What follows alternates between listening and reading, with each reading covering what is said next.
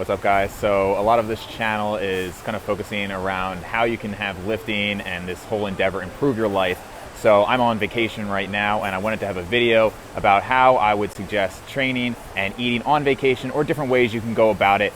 Obviously, part of that's going to be personal preference. For some people, they want to do nothing on vacation. They want to relax and take a full break.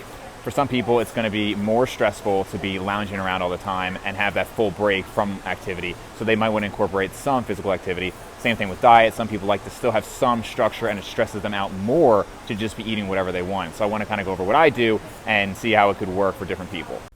So I'm going to have to apologize a little in advance here. Some of the recording is in portrait mode, so I know that can be a little annoying, but I've got the voiceover here, and we're going to have some training footage, just kind of go over everything I'm doing on this trip. All right, guys, so training on vacation. I'm going to try to do this in one take.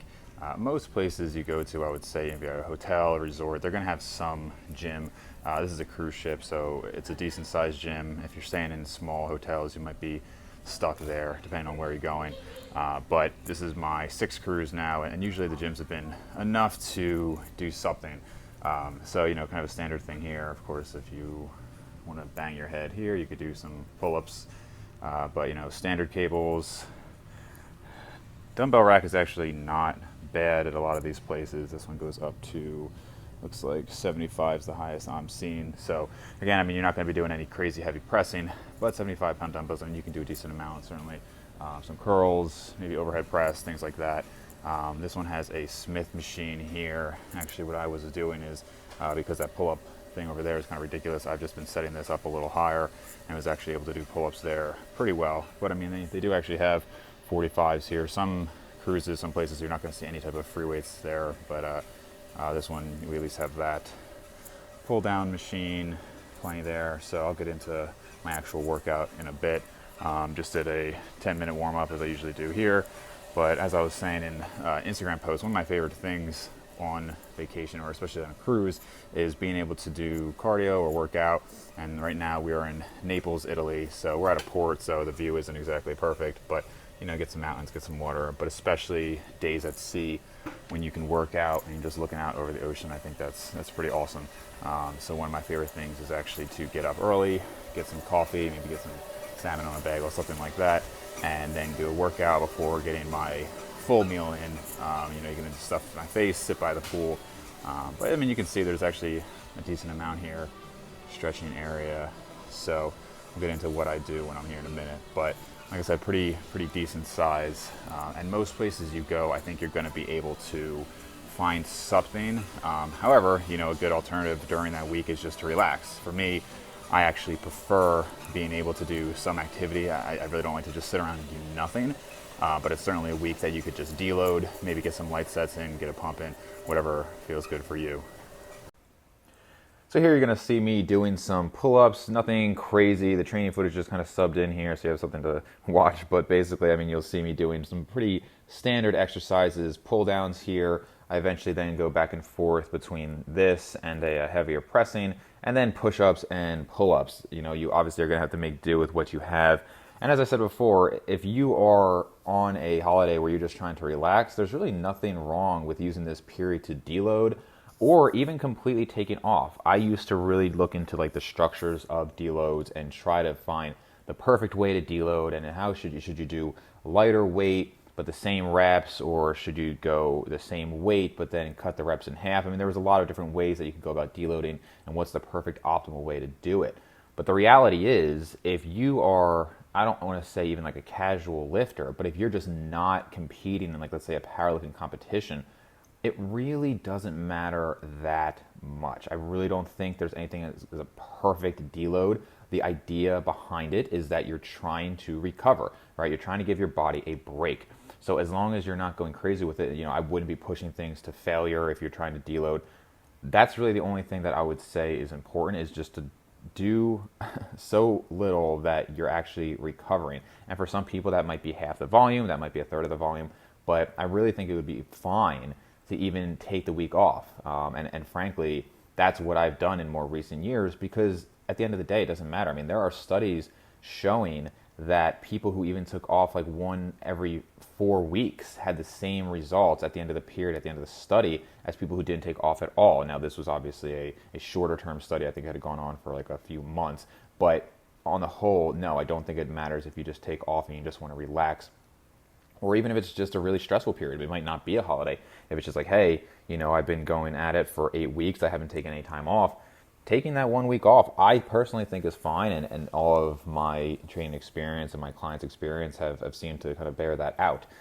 But for me in this situation, I had actually not trained the week prior to the vacation, just because that's just when it had come up for my training. And so I still wanted to train on vacation. And actually, I find it very fun to train on vacations such as this when, you are getting a lot of food and a lot of rest. I really like to do that. And so you can see here, I'm doing some push-ups. This is more towards the end of the workout.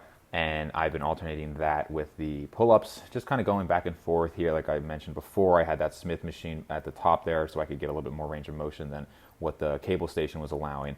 But again, nothing too complicated. Another day I was doing legs. It was mostly machines since they really don't have a lot with the free weights here.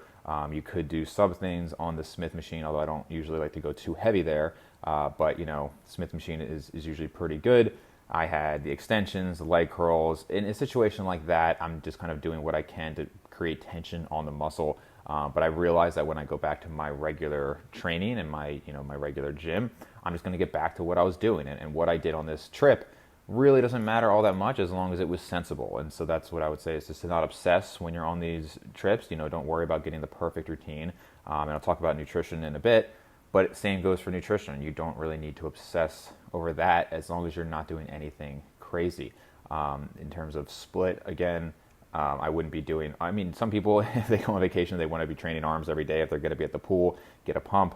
Honestly, even then, you're really not going to be driving too much into your recovery there if you're just doing arms. So, there was a day here where I did that just for fun.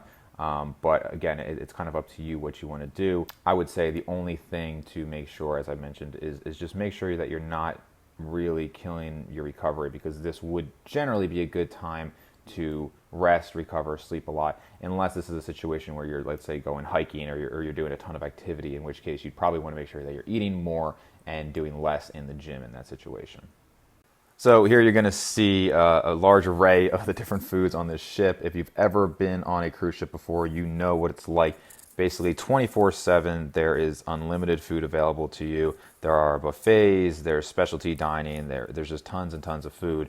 And as I've mentioned on probably other podcasts and videos, when I had a worse relationship with food, I would diet down into the vacation, and I would literally gain like 10, as much as like 20 pounds. Obviously a huge amount of water weight on these cruises, and certainly a lot of it was water, but a lot of it was fat too. When you're in a deficit and you go to eat that much food, it's certainly not a good idea. Whereas this one, despite eating what felt like a ton of food, I'm sure it was nowhere near as much food as other trips, because I wasn't that hungry going into it. And I actually dropped a pound during that trip, which is kind of amazing even to me, given how much it felt like I was eating.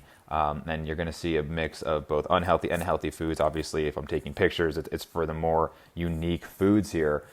So it's a lot of what looks like unhealthy. It wasn't like every meal was unhealthy, but for the most part, it definitely was a fair share of what would typically call junk food, but plenty of protein sources, different seafoods that were available, steaks, chicken dishes.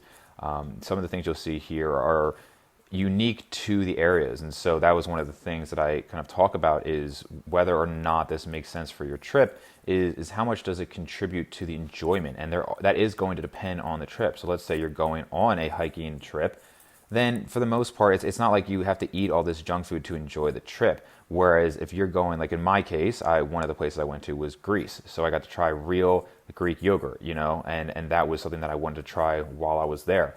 Other pictures here are from Montenegro, where we actually got to dine in the house of a local chef. That was really cool, and I wasn't going to go to that and not eat that food, if there was a serious need, then yeah, okay, you could avoid it, if you're in contest prep. But I also probably wouldn't recommend such a trip if you are in contest prep. But you can see some pictures here where we were in the house of this chef, and that was a really cool experience. And it would have been a noticeably worse experience if I did not indulge in that area. So that doesn't mean that you have to binge and go crazy. But I do believe that there are, food is a huge part of our society. It's a huge part of our life. And that's not an excuse to just go crazy and binge. But I do think in the right situations, it can greatly enhance the time you have on a trip, or just your life in general, your time with friends, going out to eat and all of that. And so that's pretty much what I did here is, some of the food was completely healthy. I would have like fresh salmon, I would have fruit, chicken, steak, things like that. But there were definitely times where I did try the unique desserts they had, or, the local cuisines. This one was mostly all in Europe. So I had never been to Europe. I really wanted to try some of the foods that they had there. And so every place I went, I tried something unique. I had real Sicilian pizza and cannolis. So like I said, there was the Greek yogurt. In Barcelona, we had paella, right? So everything that I was trying, it was something unique to that, rather than just, eating a ton of junk just for the sake of eating it. So if you are on a trip, I would say, try to keep it, reasonable, but I would not say that, you should just be eating your chicken and broccoli while your friends and family are having a good meal at a local restaurant. Again, the whole point of this trip for most people is to take a break, to kind of recover. And that doesn't just mean physically, but mentally. And to be able to indulge a little bit with your friends, I think is an important thing to do. So again, this was largely based on my trip, and for different people, it's going to be different. But I hope the tips here are helpful. And when you do go on a trip, obviously this is not something that you're doing every week. This is something that most people do maybe a couple times a year. I think the most important thing is to be able to enjoy it. I think put some ground rules for yourself. The biggest issue I would see is if you are dieting at that time, don't use it as an excuse to just go wild, because if you are dieting, you can gain significant weight and actual fat mass in that period. So that's the only time I would say to put a little bit more stringent rules in place, but still make sure that you're enjoying it. So hopefully this is helpful for you guys. And if you do have any specific questions, feel free to post them below.